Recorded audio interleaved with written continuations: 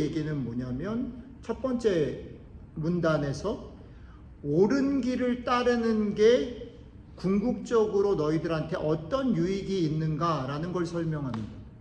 옳은 길을 따르는 게 어떤 유익이 있는가라는 걸 설명합니다. 그 다음에 두 번째 문단으로 내려오면 어떤 방법을 쓰냐면 악한 길을 걷는 사람이 있고 올곧게 바른 길을 걷는 사람이 있는데 이 두 사람의 삶의 특징과 결과들을 비교하면서 이게 이렇게 다르다. 그러니 너희들은 선택해라. 이렇게 말을 합니다. 그 다음에 마지막으로 넘어오면 사실은 이건 문단으로 보면 한 두 문단이 마지막 네 번째와 다섯 번째 문단이 합쳐져 있는데 오케이. 너희들이 악한 길을 걷는 사람과 올곧은 길을 걷는 사람을 비교해보고 또 너희가 옳은 길을 선택해서 가는 것이 이런 유익이 있다는 것을 알았다면 구체적으로 옳은 길을 걷는, 올곧은 길을 걷는 방법들이 무엇인가를 내가 너희들에게 알려주겠다라고 조금 구체적인 팁들을 주는 것으로 세 가지로 나눠서 오늘 이야기를 끌고 갑니다. 그래서 오늘 저는 여러분들하고 이 세 문단의 내용들을 조금 들여다보고 그게 우리들의 삶에서 오늘 어떤 말씀들로 다가오는지 좀 묵상하고 기도 제목을 좀 삼아 보려고 합니다. 첫 번째 문단입니다. 첫 번째 문단에서 성경은 잠언은 너희가 옳은 길을 걸어가면 어떤 유익이 있는가라는 설명을 할 때 한마디로 줄이면 그것을 뭐로 표현하냐면 너희가 그것은 지도를 갖고 사는 것과 같다라고 말합니다. 우리들의 삶에서 지도를 가지고 있는 것과 그렇지 않은 것, 그 차이를 얘기하는 거죠.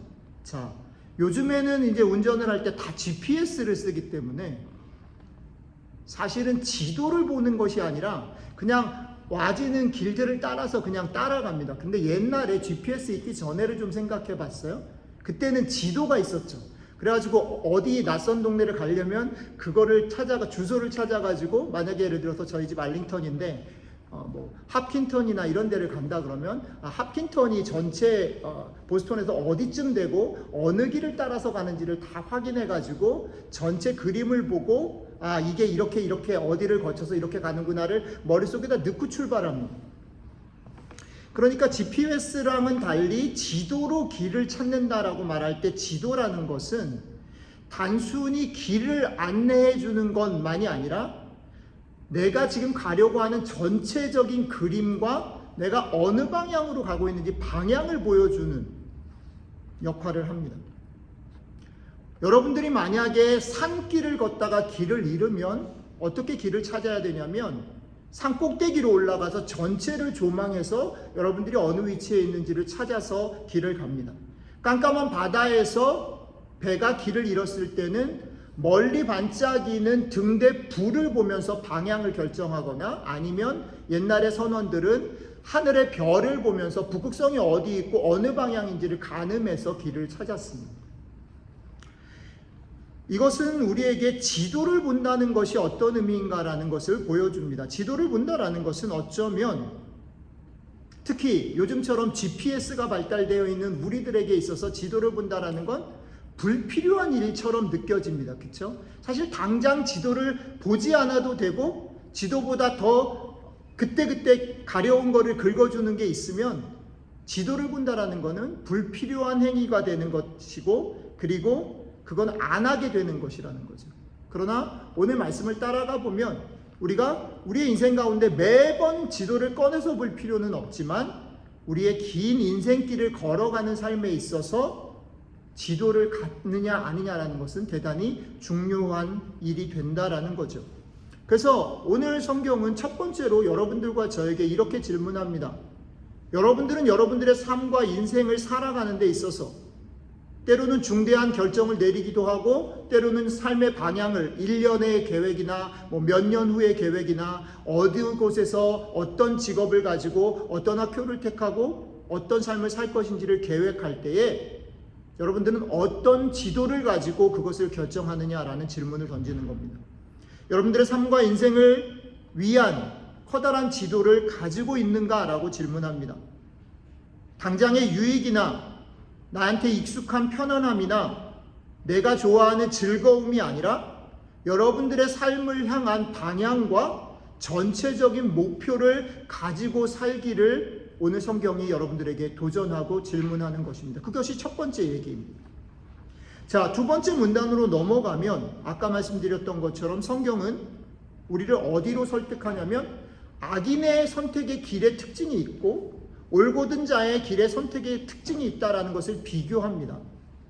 악인은 오늘 본문 말씀에 따르면 끝없이 자신의 길을 걷기보다는 본문에 보면 다른 사람을 누르고 다른 사람을 이기고 다른 사람과 비교해서 내가 괜찮은 것으로 자신의 삶을 확증하면서 달려갑니다. 그런데 이렇게 달려가는 사람의 특징 중에 하나는 뭐냐면 그런 와중에서 늘 다른 사람과 비교하고 어떤 상황의 결과들에 의존하면서 가는 이 사람은 결국 방법과 과정을 무시하고 결국 자기가 원하는 것을 얻기 위해서라면 사악함과 포악함을 불사하게 된다라고 성경은 도전합니다. 우리들이 살아가는 삶에서 보면 당장은 다른 사람을 이기고 다른 사람보다 내가 인정을 받고 당장 내가 머리를 쓰고 꾀를 내고 술수와 애쓰는 것이 나를 성공으로 이끌고 나의 삶에 기쁨을 주고 만족을 주는 것처럼 보입니다. 그래서 사람들은 어쩌면 이 길을 더 확증을 하면서 기뻐하면서 그 길을 가게 될지도 모르겠습니다. 그렇지만 오늘 성경은 그 사람의 결과는 뭐냐면 그것은 어둠의 길이 되어 결국은 그를 망하게 한다라고 말합니다. 그러나 올곧은 사람은 당장은 손해보는 듯이 보이지만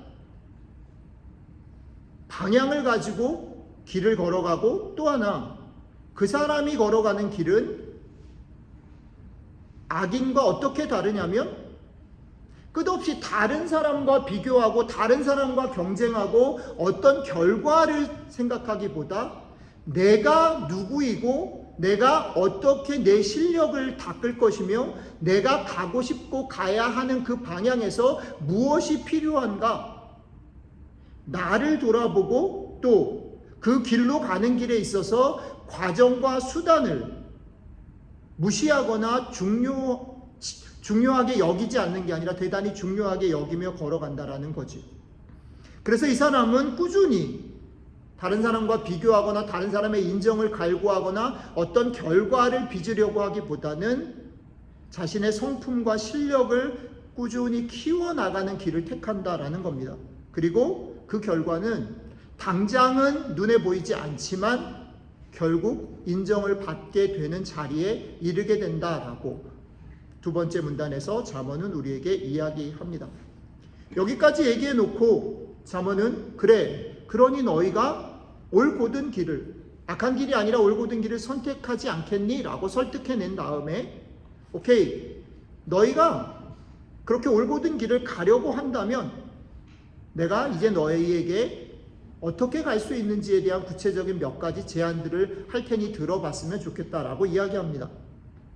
올곧은 길을 가기로 결정한 사람들이 이제 그들의 삶을 평생 천천히 또박또박 걸어가는 삶을 살아갈 때에 잠언은 우리에게 몇 가지 구체적인 충고를 주는데 그게 두 가지로 나뉘어져 있습니다. 그 첫 번째는 뭐냐면 본문의 네 번째 문단 이렇게 되어 있습니다.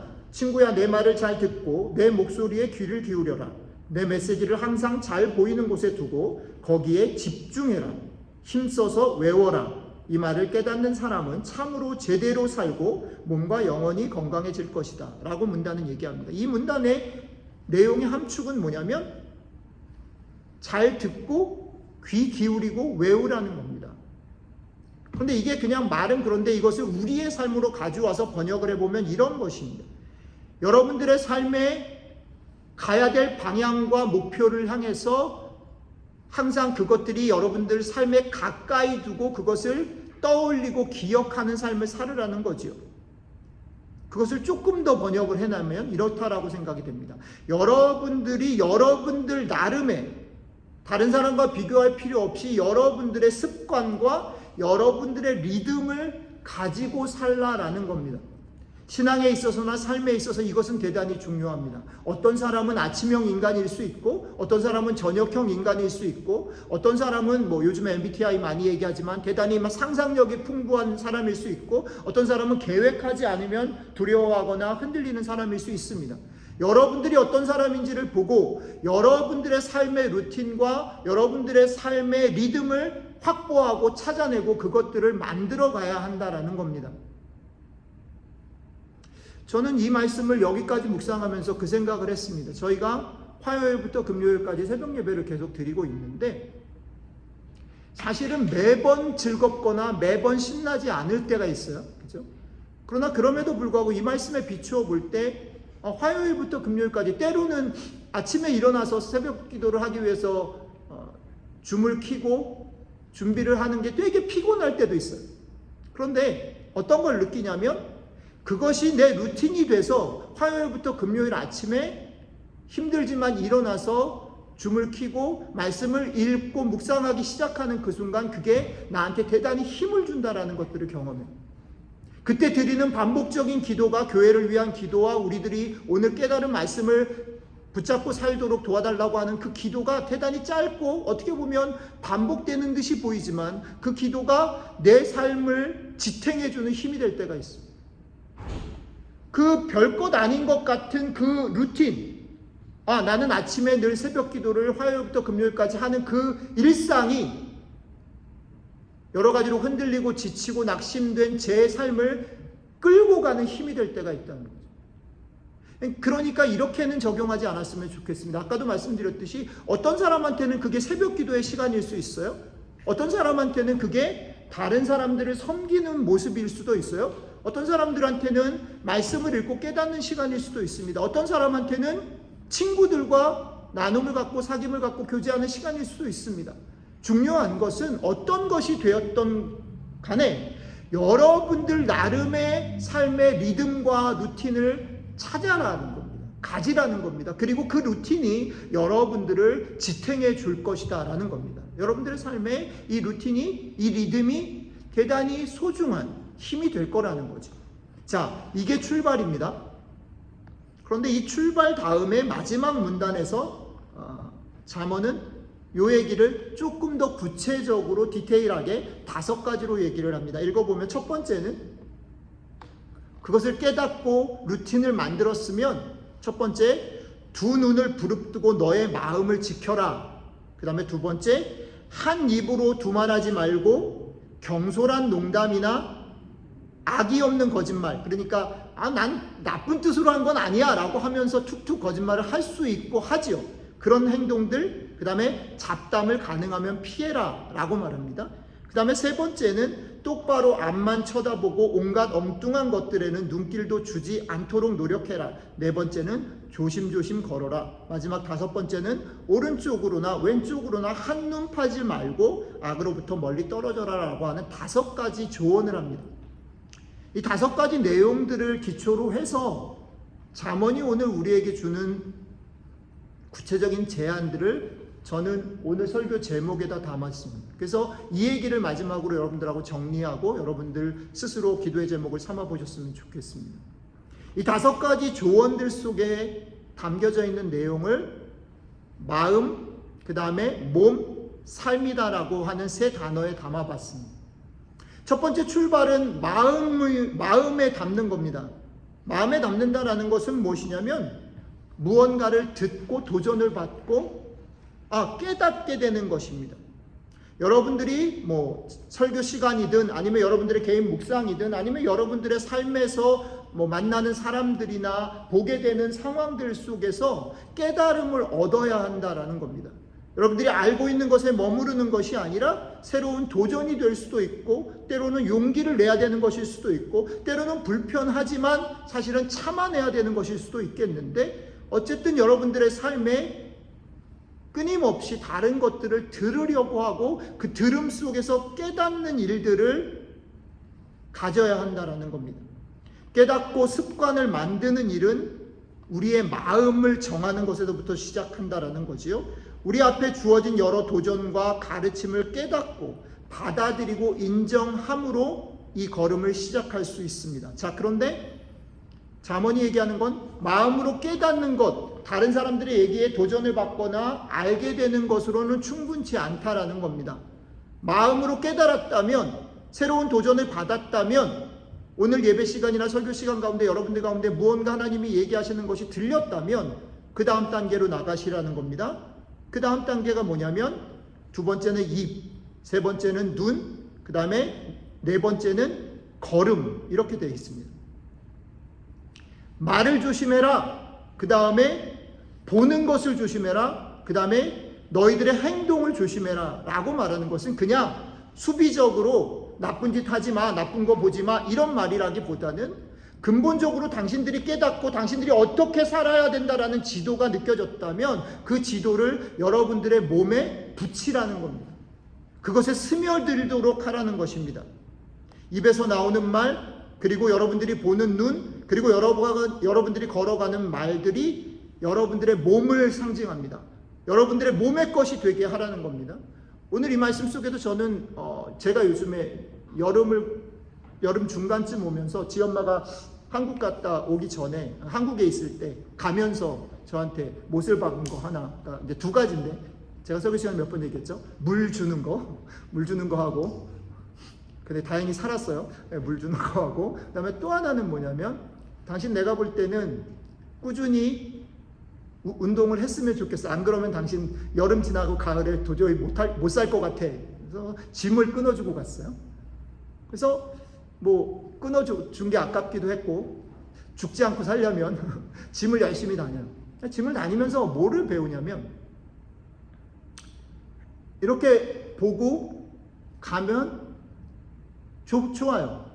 운동을 하고 나면 좋아요. 그런데 좋은 것만으로 충분치 않고, 그리고 운동을 하면 좋다라는 것, 그리고 해야 된다라는 부담만으로 충분치 않고, 그 깨달음은 실제로 가서 달리기도 하고 역기도 들고 바벨도 하고, 구체적으로 내 몸에 내 것이 되게 하기 위해서 내가 어떤 것들을, 종목들을 정해서 1시간, 1시간 반의 시간들을 해나가는, 매일매일 해나가면 내가 이런 운동을 해서 내가 이런 변화들을 겪는구나 라는 것을 내 몸이 알게 되고, 나를 보는 사람들이 내 몸을 보면서 알게 되는 거예요.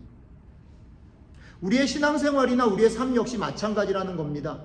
어떤 것을 깨달아서 그렇게 하면 좋은 거지, 그렇게 해야지 라고 생각하는 것으로 충분치 않고, 깨닫고 알았으면 그것이 내 몸에 붙도록, 내 몸의 습관이 되도록, 내 몸에 익숙해지도록 눈과 손과 귀와 스며들게 해야 한다라는 것입니다. 옳음과 당위를 넘어서 여러분들에게 너무나 자연스러운 것이 되도록 하시라는 겁니다. 이 일을 위해서 여러분들이 끝없이 말을 조심하시고 보는 것을 조심하시고 행동의 결정들을 조심하면서 걸어가 보시라는 겁니다. 마지막은 몸이 그렇게 익숙해지면 내 몸이 변해요. 여러분들한테 보여드릴 수는 없지만 단단해졌어요. 한 3주? 꾸준히 그것들을 하니까 그게 별게 아닌데 저처럼 당뇨를 가지고 있는 사람한테는 그게 대단히 힘이 돼요. 계속 할 수 있으면 좋겠고 기도 제목이지만 그 3주 만의 시간들도 그것들이 내 몸에 익숙해지면서 내가 느끼고 내 몸이 건강해진다라는 것들로 변해갑니다. 여러분들의 삶도 마찬가지, 여러분들의 몸에 그것이 그렇게 쌓여져서 여러분들의 몸이 바뀌게 되기를 축복합니다. 그 다음에 그 몸이 바뀌는 것이 삶으로 연결된다라고 말할 때, 몸이 바뀌는 것, 몸이 그것에 스며들어서 여러분들의 몸이 되는 것과는 달리, 그게 몸이 되는 거는 혼자 하는 거죠. 다른 사람과 관계없는 거죠. 워크아웃은 혼자 합니다. 트레이너가 도와줄 수는 있겠지만 어쨌든 내가 하는 거죠.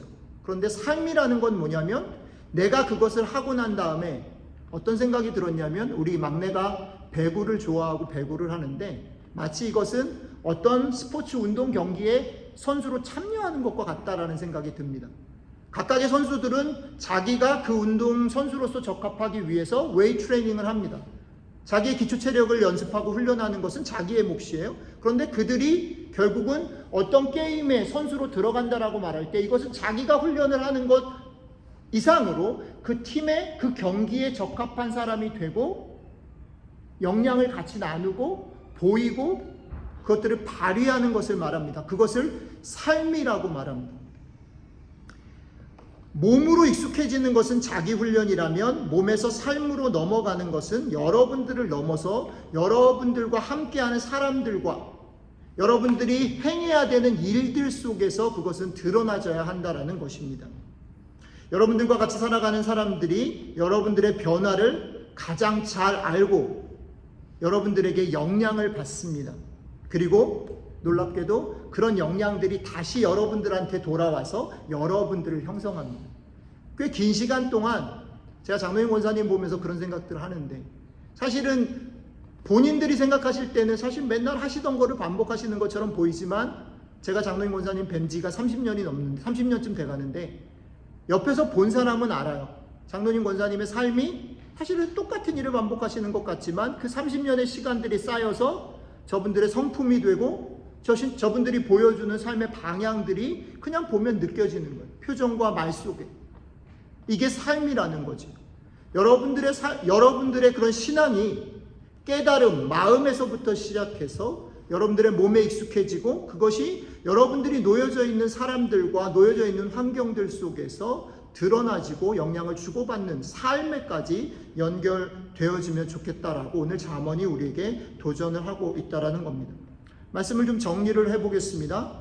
사랑하는 디딤돌교회 성도 여러분, 오늘 말씀을 통해서 첫 번째는 여러분들이 지금 살아가는 삶에서 여러분들이 즐거워하고 좋아하는 일들에 최선을 다하시면서 그것을 누리십시오.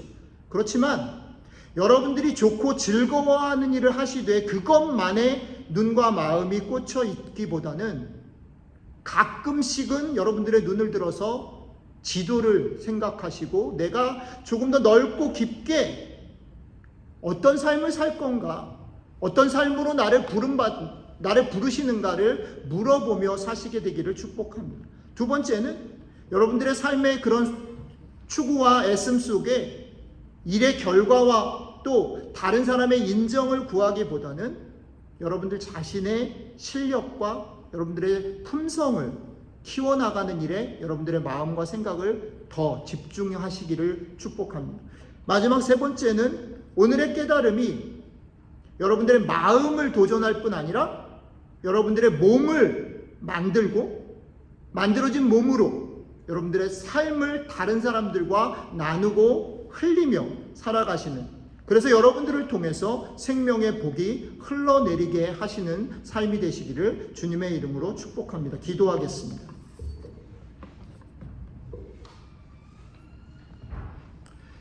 예, 하나님, 그렇습니다. 우리들의 삶에서는 너무나 분주함이 많고 조급함이 많고 또 비교하며 갈등하는 일들, 금방 내가 원하는 일들이 일어났을 때 하늘을 찌르는 것 같지만 그런 일들이 조금 지체되거나 우리 눈에 보이지 않을 때 낙심하는 사람들임을 다시 한번 인정합니다. 그런 우리들에게 오늘 말씀을 통해서 그 길이 긴 싸움이고 긴 길인 것을 알려주셔서 감사합니다. 그리고 그 길 속에서 우리가 나의 지도를 가지고 그리고 과정과 수단을 중요하게 여기며 그것이 깨달음만이 아니라 나의 몸을 바꾸고 내 삶을 바꾸는 그런 길들로, 그런 선택으로, 그런 삶으로 나아갈 수 있도록 도전해 주셔서 감사합니다. 우리들이 이번 한 주 이렇게 살아갈 때, 이 말씀 붙잡고 도전하며 살아갈 때에 우리와 동행해 주시고 주님과 동행하는 삶들 속에서 이것이 내 몸과 내 삶을 풍성하게 하는 경험들을 맛보는 복된 한 주 되었으면 좋겠습니다. 감사드리며 우리 주 예수님 이름으로 기도드렸습니다. 아멘.